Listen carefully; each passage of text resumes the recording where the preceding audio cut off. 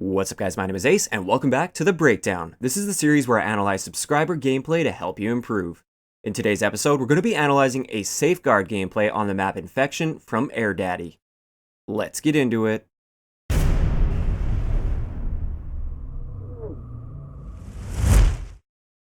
Alright guys, so let's get into the class that he decided to use. So he starts off with this Pharaoh class. He does switch to an ICR class, but we'll get to that once he actually switches to it. So he's using the Pharaoh with Quick Draw, Stock, and Foregrip.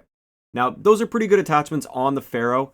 Quick Draw is something that I wouldn't really run unless you're running Fast Hands, which he is, so great combination there, especially with the way that he plays. He's very aggressive when he's using this class, and his ability to come out of sprint and just snap on a target is definitely nice. So it is nice combining that Quick Draw and that Fast Hands perk.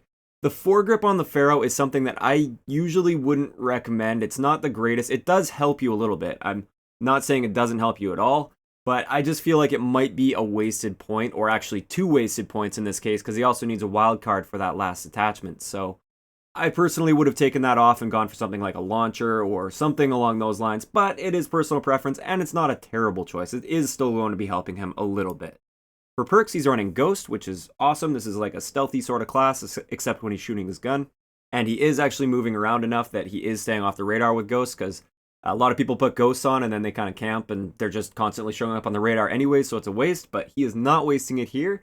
Fast Hands, like I said, and then he's got Dead Silence and Awareness, so he's going to be using his headset to his advantage.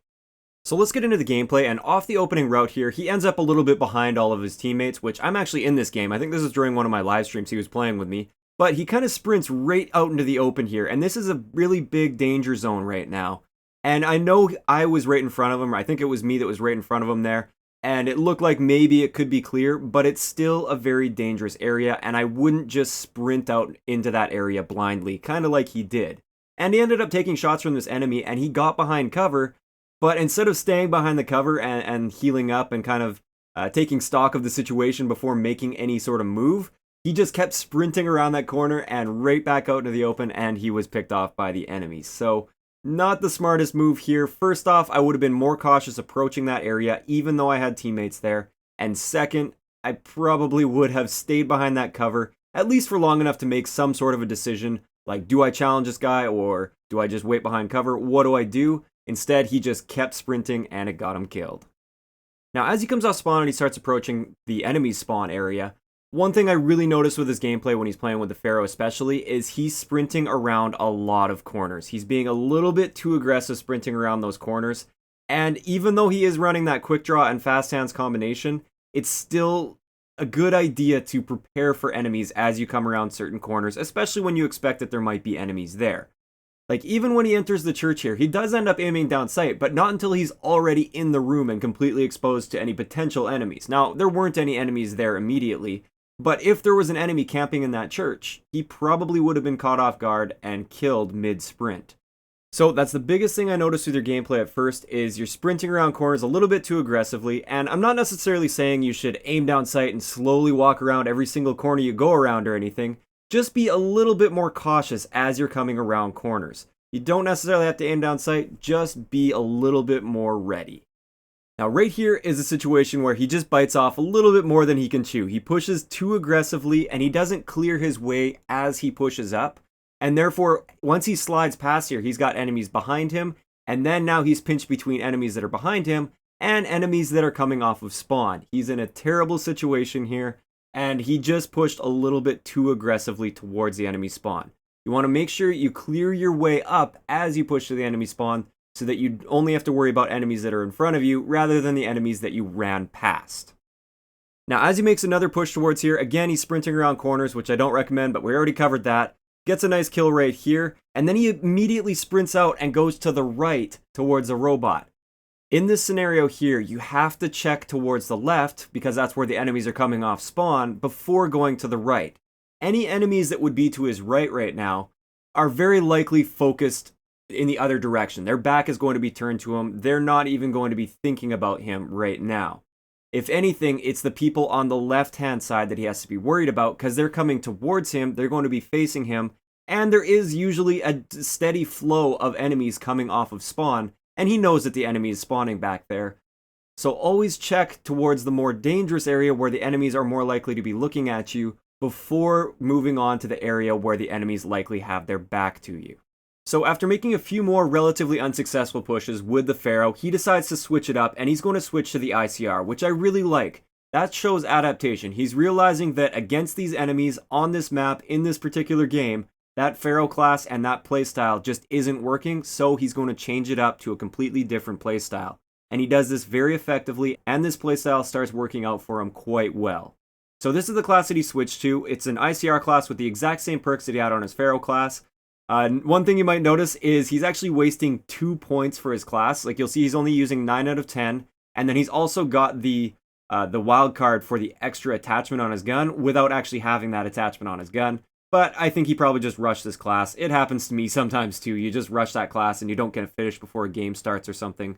But in either case, it's not a terrible class and it still works out for him pretty well. So once he switches to this class here, you can see he completely adapts his playstyle as well, and he's playing this playstyle perfectly. He's using cover, he's looking towards the hot spots, and he knows where to expect those enemies to be. He's also keeping himself at a distance, which is where the ICR excels. Now he did get flanked there and killed, no big deal. As he comes off spawn, he's ready for that guy, and he's able to finish off that kill. Now skipping ahead just a little bit here, he comes up to the window, which is a great vantage point to watch for defense, especially when the robot gets to this point. But one thing that I don't really like that he did up here is he did take some damage from the church window across the way. And instead of taking cover and waiting to heal up properly, he immediately popped up and tried to challenge the guy. And this is an extremely risky maneuver. If that enemy had been posted up on him just waiting for him to pop back up, it would have been an easy kill for the enemy and he wouldn't have stood a chance in that gunfight. But he did kind of get lucky that the enemy seemed to have gotten distracted by something else.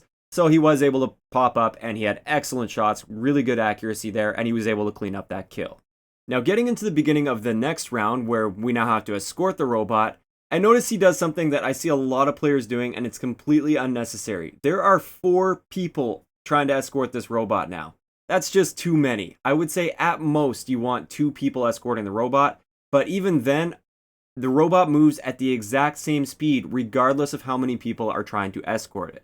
Now, he is getting some score for escorting the robot, so that is good, but it's not like he's close to any score streaks or anything like that, and it's just kind of a waste of a few players in this situation. If somebody else is already escorting the robot, it should be your job to push up and try to get kills and keep that person alive that is trying to escort the robot, instead of everybody just grouping up on the robot all trying to escort at once. Like I said, it doesn't make it move any faster.